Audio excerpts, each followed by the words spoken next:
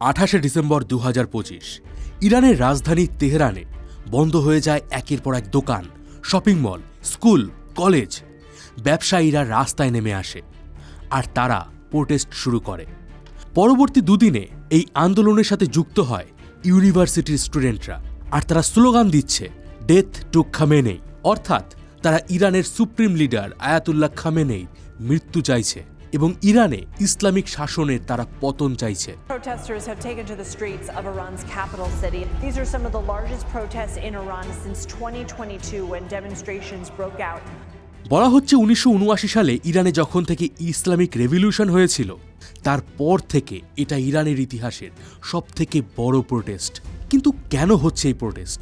কেন আজকের দিনে ইরানের স্টুডেন্ট থেকে শুরু করে ইরানের ব্যবসায়ীরা এই ইসলামিক শাসন থেকে বেরিয়ে আসতে চাইছে? The falling value of Iran's currency has fueled a third day of demonstrations in the capital, Tehran. This is what I have to say, that this is not an isolated economic protest. Iranians are out on the streets protesting against soaring inflation, water and power outages. এবার আপনাদেরকে একটা জিনিস দেখাই।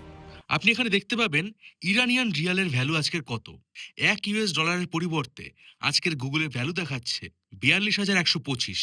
কিন্তু আপনি যদি market value দেখেন তাহলে দেখতে পাবেন আজকের দিনে অ্যাকচুয়াল রেট এটা $1 প্রায় 13,53,000 ইরানিয়ান রিয়াল পাওয়া যাচ্ছে। আর আজ ইরানে যে প্রোটেস্ট হচ্ছে তার সব থেকে বড় কারণ এটাই। ইরানের অর্থনীতি পুরোপুরি ভেঙে পড়েছে, জিনিসপত্রের দাম লাগাম ছাড়া হয়ে গেছে। শুধুমাত্র ডিসেম্বর মাসেই ইরানে মুদ্রাস্ফীতির পরিমাণ ছিল 42%। আপনারা অনেকেই জানেন যে ইরানের কাছে প্রচুর পরিমাণে তেলের ভান্ডার আছে। ইভেন ইরানের মিলিটারিও মিডল ইস্টের মধ্যে অন্যতম শক্তিশালী বাহিনী। তাহলে কেন ইরানের অর্থনীতি ভেঙে পড়ছে? আর এই প্রোটেস্টে কি সত্যিই ইরানের ইসলামিক শাসনের পতন ঘটবে? এর পেছনে পশ্চিমা বিশ্ব, আমেরিকা, ইসরায়েল, এদের কি কোনো ষড়যন্ত্র রয়েছে? আর যদি সত্যিই ইরানে ইসলামিক শাসনের পতন হয় তাহলে মিডল ইস্টের ভবিষ্যৎ কি হতে চলেছে? এই সব বিষয়ে আজ কথা বলবো। তো আমি রয়েছি মিঠুন আপনার সাথে, আর আপনি দেখছেন রোমাঞ্চপিডিয়া। তো চলুন শুরু করা যাক। 13 সেপ্টেম্বর 2022 ইরানের খুর্দিস্তান থেকে 22 বছরের একটি মেয়ে তার ভাইয়ের সাথে রাজধানী তেহরানে আসে। কিন্তু তেহরানে পৌঁছানোর কিছু সময়ের মধ্যেই ইরানের ধর্মীয় পুলিশ তাকে অ্যারেস্ট করে। কারণ এই মেয়েটি, যার নাম ছিল মাসা আমিনি, সে মাথায় কোনো হিজাব পরেনি এবং সে টাইট প্যান্ট পরেছিল। অ্যারেস্ট করার সময় পুলিশ মেয়েটির ভাইকে বলেছিল যে তারা মাত্র 1 ঘন্টা পর মেয়েটিকে নীতিশিক্ষা দিয়ে ছেড়ে দেবে। কিন্তু পুলিশ ভ্যানে তোলার কিছুক্ষণের মধ্যেই তাকে রক্তাক্ত অবস্থায় বের করা হয় এবং হসপিটালে ভর্তি করা হয়। হসপিটাল থেকে মাসা আমিনির বেশ কিছু ছবি ভাইরাল হয়ে পড়ে ইন্টারনেটে। আর তারপর থেকেই সম্পূর্ণ ইরান জুড়ে শুরু হয় এক huge protest. Women cutting their hair, burning hijabs in rage. People have taken to the streets across Iran, angry at the government after a woman died while in police custody. ওই ছবিতে দেখা যায় মাসা আমিনির চোখ মুখ থেকে রক্ত বেরোচ্ছে, তার মাথা ফেটে গেছে। দীর্ঘ প্রায় 9 দিন হসপিটালে থাকার পর মেয়েটির মৃত্যু হয়। ইরানে সেই সময় ইসলামিক কঠোর আইন ব্যবস্থার বিরুদ্ধে প্রোটেস্ট হয়েছিল। সেবারও মনে করা হচ্ছিল যে এবার হয়তো ইরানি ইসলামিক শাসনের শেষ হবে। কিন্তু তৎকালীন ইরানের প্রেসিডেন্ট ইব্রাহিম রাইজি এই গোটা আন্দোলনকে ভীষণই কঠোর হাতে দমন করেন। কিন্তু এখানে লক্ষ্য করার বিষয় হচ্ছে 2022 সালে ইরান জুড়ে যে অ্যান্টি হিজাব প্রোটেস্ট হয়েছিল সেটা এতটা কেওস তৈরি করতে পারেনি যতটা আজকের দিনে ইরানের অর্থনীতি নিয়ে হচ্ছে। আর এর সব থেকে বড় কারণ হচ্ছে এই আন্দোলনের সাথে আজকের দিনে জড়িয়ে আছে ইরানের ব্যবসায়ীরা, যাদেরকে বলা হয় বাজারিস। দেখুন, 1979 সালে ইরানে যখন ইসলামিক রেভলিউশন হয়েছিল তার পেছনে এই বাজারিসরা একটা বড় ভূমিকা পালন করেছিলেন। আয়াতুল্লাহ শাসন শুরু হওয়ার আগে ইরানে ছিল মোহাম্মদ রেজা শাহ পেহেলভির শাসন। কিন্তু তিনি ইরানের অর্থনীতিকে ঠিকঠাকভাবে সামলাতে পারছিলেন না। তিনি জিনিসপত্রের দাম বেঁধে দিয়েছিলেন, ফলে ক্ষতি হচ্ছিল ইরানের ব্যবসায়ীদের। আর তখন ইরানের এই ট্র্যাডিশনাল ব্যবসায়ী অর্থাৎ বাজারিরা স্ট্রাইক শুরু করে, তারা দোকানপাট বন্ধ করে দেয়। আর রেজা শাহকে ক্ষমতা থেকে সরানোর জন্য তারা ফান্ডিং দেয় আয়াতুল্লাহর সাপোর্টারদের। এমনকি যেদিন আয়াতুল্লাহ খোমেনি ইরানে ফিরেছিলেন সেই প্লেনের ব্যবস্থাও করেছিলেন এই বাজারিসরা। সুতরাং বলতে পারেন ইরানে যে ইসলামিক শাসন শুরু হয়েছে তার পেছনে একটা বড় অবদান ছিল এই বাজারিদের। এবং এতদিন ধরে ইরানের যে শাসক দল এবং এই বাজারিস, এদের মধ্যে একটা সমঝোতা ছিল। কিন্তু আজ যেন সেই ইতিহাসেরই পুনরাবৃত্তি হচ্ছে। রিসেন্টলি ইরানের president Masoud Pezeshkian budget 1405 submit করেছিলেন। আর এই বাজেট আসার পর থেকেই যেন ব্যবসায়ীদের ক্ষোভ ফেটে পড়ে। আর এটাও আপনাদেরকে সহজ করে বুঝিয়ে বলছি। বিগত কয়েক বছর ধরে ইরানের জিনিসপত্রের দাম অনেক বেড়ে গেছে। আজকের দিনে ইরানে একটা রুটির দাম প্রায় 50,000 ইরানিয়ান রিয়াল। এবার সমস্যা কি হয়েছে, ওই জিনিসপত্রের দাম যাতে বেড়ে না যায় এই জন্য সরকার দোকানের সমস্ত জিনিসের দাম বেঁধে দিয়েছে, যাতে সবকিছু সাধারণ মানুষের নাগালের মধ্যে থাকে। এটা খুব ভালো কথা, কারণ সাধারণ মানুষ যদি জিনিসপত্র ঠিকঠাকভাবে না পায়, তারা যদি খাবার কিনতে না পারে, তাহলে তারা সরকারের বিরুদ্ধে হিউজ প্রোটেস্ট করবে। কিন্তু এই যে জিনিসপত্রের দাম বেড়ে যাওয়া, এটা কিন্তু ব্যবসায়ীদের হাতে নেই, কারণ ব্যবসায়ীরা যখন বাজার থেকে কাঁচামাল কিনতে যাচ্ছে তাদেরকে বেশি দাম দিয়ে জিনিস কিনতে হচ্ছে। সুতরাং বাই ডিফল্ট তাদেরকে সেই জিনিসটা যখন বিক্রি করতে হবে বেশি দামেই করতে হবে। কিন্তু সরকার তো অলরেডি দাম বেঁধে দিয়েছে, ফলে ব্যবসায়ীরা দিনের পর দিন লস করছে। আর আজকের দিনে বলতে পারেন ব্যবসায়ীরাও এক প্রকার নিজেদের গাটের টাকা খরচ করে পাবলিককে বিলি করছে। এছাড়া বিগত কয়েক বছর ধরে ইরানের জলের সমস্যা হু হু করে বাড়ছে। লাগাতার খরার ফলে ইরানে খাদ্যশস্যের ঘাটতি দেখা দিয়েছে, যে কারণে ইরানকে বাইরের দেশ থেকে গম, চাল, ভুট্টা এমনকি গবাদি পশুর খাদ্য আমদানি করতে হচ্ছে। দেশের ভেতরে দাম বেঁধে দিলেও ব্যবসায়ীরা যখন বাইরের দেশ থেকে কোনো কিছু কিনতে যাচ্ছে তাদেরকে অনেক বেশি টাকা দিতে হচ্ছে। আর বাইরের দেশ থেকে আপনি যখনই কোনো কিছু কিনতে যাবেন, আপনি আপনার দেশে টাকা কিনতে পারবেন না, আপনাকে ডলারে ট্রেড করতে হবে। আর শুরুতেই আপনাদেরকে বলেছিলাম যে আজকের দিনের রিয়ালের ভ্যালু এতটাই কমে গেছে যে $1 প্রায় 14 লক্ষ রিয়াল পাওয়া যাচ্ছে। সুতরাং ব্যবসায়ীরা যখন তাদের কাছে থাকা রিয়েল দিয়ে ডলার কিনতে যাচ্ছে, তারা পর্যাপ্ত পরিমাণে ডলার পাচ্ছে না, যে কারণে তারা জিনিসপত্র ইম্পোর্ট করতে পারছে না। আর ঠিক এই কারণেই ইরানের বাজারিস্টরা আজকের দিনে ইসলামিক শাসনের বিরুদ্ধে প্রোটেস্ট করছে। এখন আপনার মনে প্রশ্ন আসতে পারে যে এর পেছনে আয়াতুল্লাহ শাসনের কি দোষ রয়েছে, জিনিসপত্রের দাম বাড়ছে, এতে তার কি করার আছে? চলুন এবার এই বিষয়টাকে এক্সপ্লেন করছি। ইরানের রেভলিউশন হওয়ার মাত্র 2 বছরের মধ্যে ইরাকের সাথে তাদের যুদ্ধ শুরু হয়েছিল। এই যুদ্ধ টানা 8 বছর ধরে চলে। আর এখানে বলে দেই, ইরানের এই যে ইসলামিক রেভলিউশন এবং এই যে ইরান ইরাকের যুদ্ধ, এই সমস্ত বিষয় আমাদের চ্যানেলে ভিডিও রয়েছে, আপনি চাইলে গিয়ে আমাদের প্লেলিস্ট সার্চ করতে পারেন, আর আমি লিঙ্কটাও ডেসক্রিপশন বক্সে দিয়ে দেবো। তো এই ইরান ইরাক যুদ্ধে ইরানের ভীষণ পরিমাণে ক্ষয়ক্ষতি হয়েছিল। আবার বছরের পর বছর ধরে ইরান ইসরায়েলের সাথে প্রক্সি ওয়ার চালিয়ে যাচ্ছে। আর এই যুদ্ধগুলো চালাতে গেলে ইরানের দরকার উন্নত অস্ত্রশস্ত্র, মিসাইল টেকনোলজি। অন্যদিকে পশ্চিমা বিশ্বের সাথেও ইরানের সম্পর্ক ভীষণই খারাপ হয়ে যায়। আর একের পর এক পশ্চিমা বিশ্ব ইরানের উপর স্যাংশন চাপিয়ে তাদের অর্থনীতিকে ধ্বংস করে দেয়। তো এই মুহূর্তে সিচুয়েশনটা এমন যে অস্তিত্ব টিকিয়ে রাখতে গেলে ইরানের দরকার মিসাইল এবং উন্নত হাতিয়ার, আবার দেশটির উপরে রয়েছে অর্থনৈতিক স্যাংশন। আর তখনই এই সমস্ত খরচ তোলার জন্য ইরানের সরকার দিনের পর দিন জনগণের উপর ট্যাক্সের বোঝা চাপিয়ে দেয়। ইরানে আজকের দিনে তেল আছে, কিন্তু স্যাংশনের কারণে তারা সেই তেল বিক্রি করতে পারছে না। তারা অস্ত্রশস্ত্র, হাতিয়ার, এই সমস্ত জিনিস তো ইম্পোর্ট তো করতে পারছে, কিন্তু কোনো জিনিস এক্সপোর্ট করতে পারছে না। তাদের দেশে ফরেন রিজার্ভ শেষ হয়ে যাচ্ছে।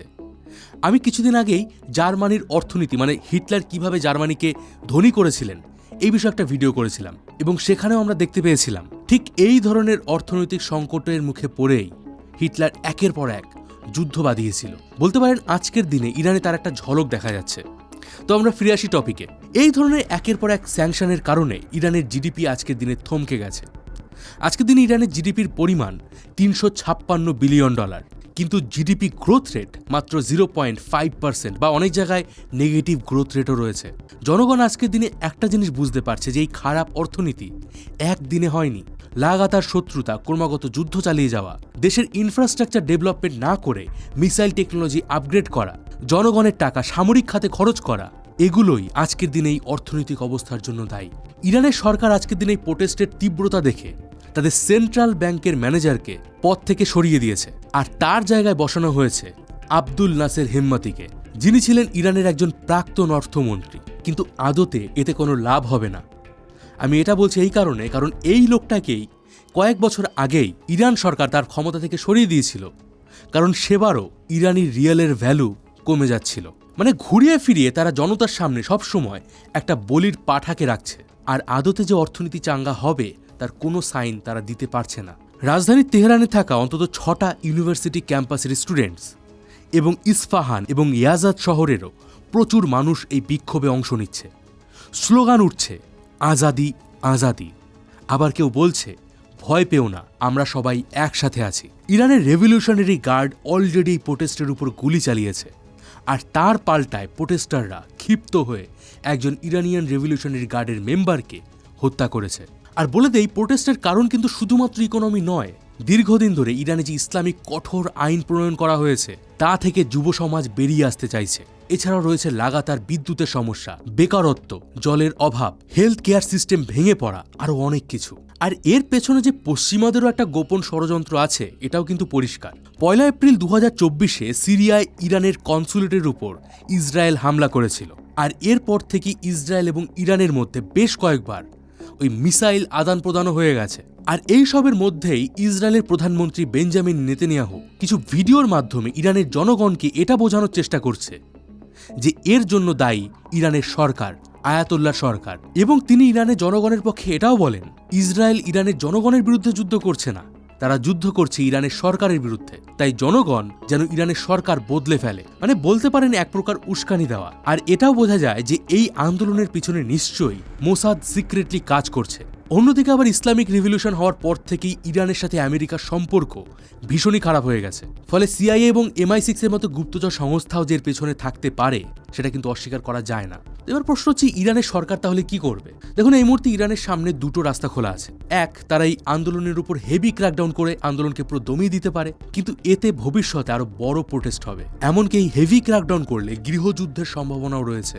আর দ্বিতীয় হলো, ইরান পশ্চিমা বিশ্বের সঙ্গে সমঝোতা করবে এবং তাদের অর্থনীতিকে ঠিক করবে। কিন্তু প্রশ্ন হচ্ছে, ইরান কি আদৌ সমঝোতা করতে রাজি? আর তারা যদি সমঝোতা করতে চায়, পশ্চিমা বিশ্ব কি এই মুহূর্তে রাজি আছে? কারণ গত সোমবার বেঞ্জামিন নেতানিয়াহুর সঙ্গে ট্রাম্প একটা মিটিং করেছেন এবং মিটিংয়ের পর ট্রাম্প বলেছেন, ইরান যদি তাদের নিউক্লিয়ার প্রোগ্রাম আবার শুরু করে তাহলে আমেরিকা ইসরায়েলকে ফুল সাপোর্ট করবে এবং ইরানের উপর তারাও যে কোনো অ্যাকশন নিতে পারে। আর আপনারা অনেকেই জানবেন যে ডোনাল্ড ট্রাম্পের প্রেসিডেন্সির একটা প্রধান টার্গেট হচ্ছে ইরানের রেজিম চেঞ্জ করা। এবার প্রশ্ন হচ্ছে, ইরানে যদি আয়াতুল্লাহ শাসন শেষ হয় তাহলে মিডল ইস্টের ভবিষ্যৎ কি হতে পারে? দেখুন, এটা সম্পূর্ণরূপে একটা প্রেডিকশন। আজকের দিনে ইরানে যে প্রোটেস্ট হচ্ছে সেখানে এই স্লোগানও উঠছে যে লং লিভ শাহ। অর্থাৎ 1979 সালে যে রেজা শাহ ইরানের রাজা ছিলেন তিনি আমেরিকা পালিয়ে গিয়েছিলেন, আর তার ছেলে আজ আমেরিকাতেই আছে। আজকের দিনে এই প্রোটেস্টাররা ইরানের শাহকে আবার ইরানের রাজা হিসাবে চাইছে। অর্থাৎ আজকের দিনে ইরানের সরকার বদলে গেলে ইরানে যিনি নতুন রাজা হবেন তিনি হবেন পশ্চিমাদের পাপেট। এবার আসা যাক সেকেন্ড সিনারিওতে।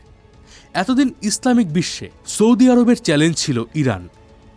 ইরানের পতন হলে ইসলামিক বিশ্বে সমস্ত কর্তৃত্ব চলে আসবে সৌদি আরবের হাতে। অন্যদিকে ইসরায়েল হয়ে যাবে মিডল ইস্টের সব থেকে শক্তিশালী দেশ এবং ভবিষ্যতে ইসরায়েল যখন গাজায় কোনো হামলা করবে বা হামাসের সাথে যুদ্ধ করবে তাদের বাধা দেওয়ার মতো কেউ থাকবে না। আবার হুতি রেবেল, হামাস, হিজবুল্লাহ এদেরকে ফান্ডিং দেওয়ার জন্য ইরানের সরকার থাকবে না। ফলে এই গোষ্ঠীগুলো দুর্বল হয়ে যাবে। এবার যদি বলেন এতে কি আদৌ ইরানের জনগণের কোনো লাভ হবে? এবার প্রশ্নটা আপনার কাছে। আপনার কি মনে হয় সাদ্দাম হোসেনের পতনের পর ইরাকের জনগণ ভালো আছে? ইরাক দেশটা আজকের দিনে কেমন আছে সেটা আপনারা সবাই জানেন। ইরানে আগেও কিন্তু মোহাম্মদ রেজা শাহ পেহলভির শাসন ছিল যে সরাসরি পশ্চিমাদের সাপোর্ট করত। হ্যাঁ, এটা ঠিক যে আজকের দিনে ইরানে যদি শাসন চেঞ্জ হয়, যদি কোনো পশ্চিমাদের শাসন ব্যবস্থা এখানে চলে, তাহলে হয়তো কট্টর ধর্মীয় রীতিনীতি থেকে ইরানের জনগণ বেরিয়ে আসতে পারবে, কিন্তু অর্থনীতি যে খুব একটা বেশি স্ট্রং হবে তা কিন্তু নয়। এখন দেখার বিষয় এটাই যে এর ভবিষ্যৎ কি হবে। আপনার কি মনে হয় ইরানের এই প্রোটেস্ট কি এবার আয়াতুল্লাহ শাসনের পতন ঘটাবে, নাকি 2022-এর মতো এবারও সরকার এই প্রোটেস্টকে দমিয়ে দেবে? আপনার মতামত কমেন্ট বক্সে অবশ্যই জানান। আর হ্যাঁ, আমি যে জার্মানির কথা বলছিলাম, হিটলার কিভাবে জার্মানিকে ধনী করেছিল, এই বিষয়ে আপনি যদি ডিটেলসে জানতে চান তাহলে এই ভিডিওটা দেখুন। ভিডিওটা ভীষণই ইন্টারেস্টিং, সো অবশ্যই গিয়ে দেখুন। তো কেমন লাগলো আজকে ভিডিও কমেন্ট করে জানান। ভালো লাগলে অবশ্যই একটা করে লাইক করে দিন। আমি ছিলাম মিঠুন, আপনার সাথে দেখা হবে পরের ভিডিওতে। ততদিন ভালো থাকবেন, সুস্থ থাকবেন।